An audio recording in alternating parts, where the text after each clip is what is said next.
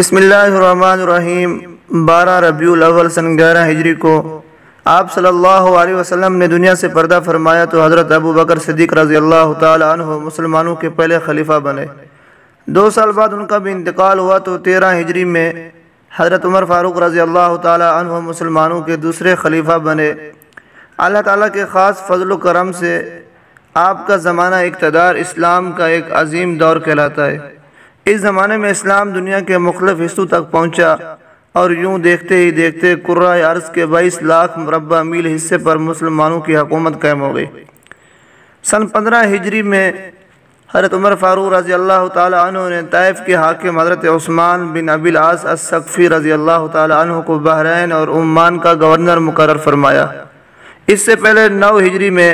حضرت عثمان بن عاص رضی اللہ تعالی عنہ آپ صلی اللہ علیہ وسلم کی خدمت میں حاضر ہو کر اسلام قبول کرتے ہیں۔ آپ صلی اللہ علیہ وسلم نے حضرت عثمان بن عاص کو بنو ثقیف کا پیش امام بنایا تھا۔ پھر آپ رضی اللہ تعالی عنہ کی قابلیت دیکھ کر آپ صلی اللہ علیہ وسلم نے آپ کو طائف کا حاکم بنا دیا۔ رسول اللہ صلی اللہ علیہ وسلم کے دنیا سے پردہ فرمانے کے بعد آپ اسی عہدے پر براجمان رہے، یہاں تک کہ حضرت ابو بکر صدیق رضی اللہ تعالی عنہ نے آپ کو اسی عہدے پر بحال رکھا۔ حضرت ابو بکر صدیق رضی اللہ تعالی عنہ کے 2 سالہ دور حکومت میں آپ طائف کے حاکم کی حیثیت سے خدمات انجام دیتے رہے۔ پھر حضرت عمر رضی اللہ تعالی عنہ نے آپ کو طائف سے ہٹا کر بحرین اور عمان کی گورنری عطا فرمائی اور طائف میں آپ رضی اللہ تعالی عنہ کی جگہ حضرت سفیان بن عبداللہ ثقفی رضی اللہ تعالی عنہ کو حاکم بنایا۔ حضرت عثمان رضی اللہ تعالی عنہ نے اپنے بھائی حضرت حکم بن ابی العاص رضی اللہ تعالی عنہ کو اپنا نائب مقرر کیا اور ان کو بحرین روانہ کیا اور خود عمان تشریف لے گئے۔ یہاں آپ نے اپنی قابلیت کے جوہر دکھائے۔ عمان کے ساحل پر چونکہ تجارتی جہاز سندھ اور ہندوستان سے آتے جاتے تھے اور پرانے زمانے سے ادھر ایک تجارتی راستہ بنا ہوا تھا، دوسری طرف حضرت عثمان رضی اللہ تعالی عنہ کو قدرت نے قابل رشک صلاحیتوں سے بھی نوازا تھا۔ اس لیے تو رسول اللہ صلی اللہ علیہ وسلم نے حضرت عثمان بن عاص کو کم عمر ہی میں طائف کا حاکم بنا دیا تھا۔ 5 سال بعد آپ رضی اللہ تعالی عنہ نے ان قدرتی صلاحیتوں کا استعمال کر کے تاریخ اسلام میں وہ عظیم کارنامے انجام دیے جو قیامت تک یاد رکھے جائیں گے۔ اس کے علاوہ آپ رضی اللہ تعالی عنہ کو یہ اعزاز حاصل ہے کہ حضرت عثمان بن عاص رضی اللہ تعالی عنہ سب سے پہلے آپ کی قیادت میں، آپ کے دور حکومت میں، آپ کی وجہ سے پاکستان میں سب سے پہلے صحابہ کرام نے قدم رکھا۔ ان دنوں سمندری سفر بڑے خطرناک ہوتے تھے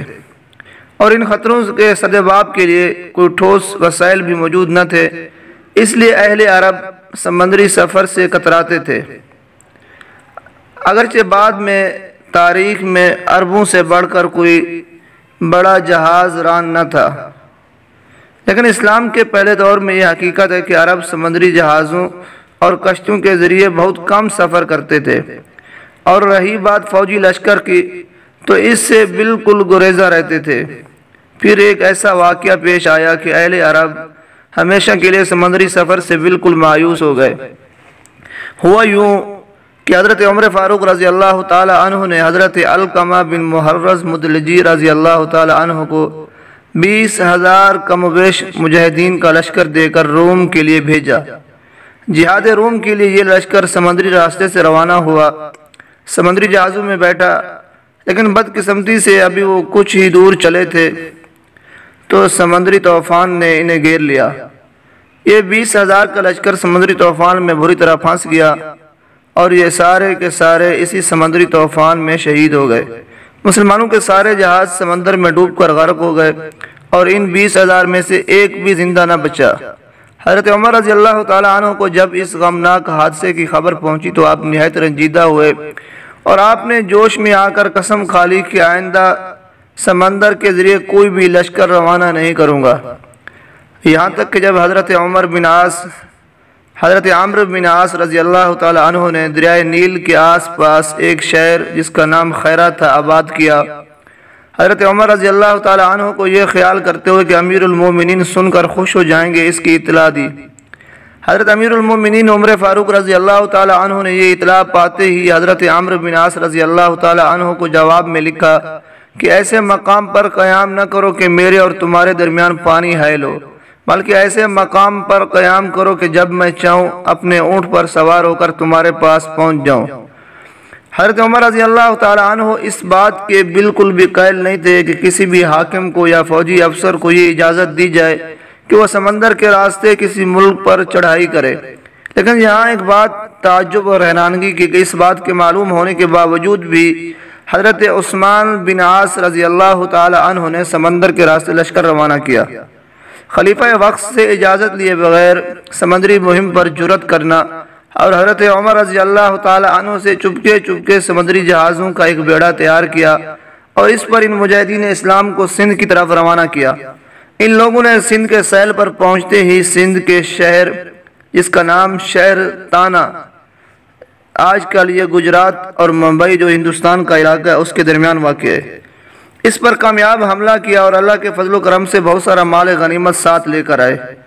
جب یہ لشکر کامیاب واپس پہنچے تو حضرت عثمان بن عاص رضی اللہ تعالی عنہ نے ڈرتے امیر المومنین حضرت عمر رضی اللہ تعالی عنہ کو خوشخبری سنائی کہ اسلامی لشکر سمندر کے راستے سے گیا اور کامیاب ہو کر آ گیا،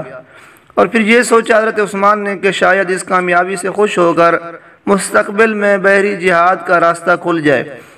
مگر خلاف توقع دار الخلافت سے جو جواب آیا اس نے حضرت عثمان رضی اللہ تعالی عنہ کی امیدوں پر پانی پھیر دیا۔ حضرت عمر رضی اللہ تعالی عنہ نے خط میں لکھا کہ اے برادر ثقفی، تم نے یہ فوج نہیں بھیجی تھی بلکہ گویا ایک کیڑے کو لکڑی پر بٹھا کر سمندر میں ڈال دیا تھا۔ باخدا اگر یہ لوگ کسی مصیبت میں مبتلا ہو گئے ہوتے تو ان کا معاوضہ میں تمہارے خاندان سے لیتا۔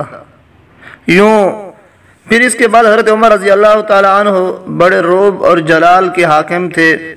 تو حضرت عثمان رضی اللہ تعالی عنہ اس کے باوجود اپنے ارادے سے باز نہیں آئے۔ حضرت عثمان رضی اللہ تعالی عنہ نے سندھ اور ہندوستان کی طرف اپنی کاروائیاں جاری رکھی، جیسا کہ آگے میں آپ کو بتاؤں گا۔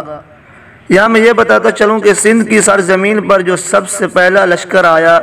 وہ حضرت عثمان بن عاص کے بھائی حضرت مغیرہ بن عاص کی قیادت میں آیا تھا، اور سندھ کی دھرتی موجودہ پاکستان کے صوبہ سندھ، اس کی دھرتی پر صحابہ میں سے قدم رکھنے والے حضرت مغیرہ بن عاص تھے۔ مزید اگلی تفصیل میں اگلی ویڈیو میں بیان کروں گا، تب تک کے لیے مجھے اجازت دیجیے۔ اللہ حافظ۔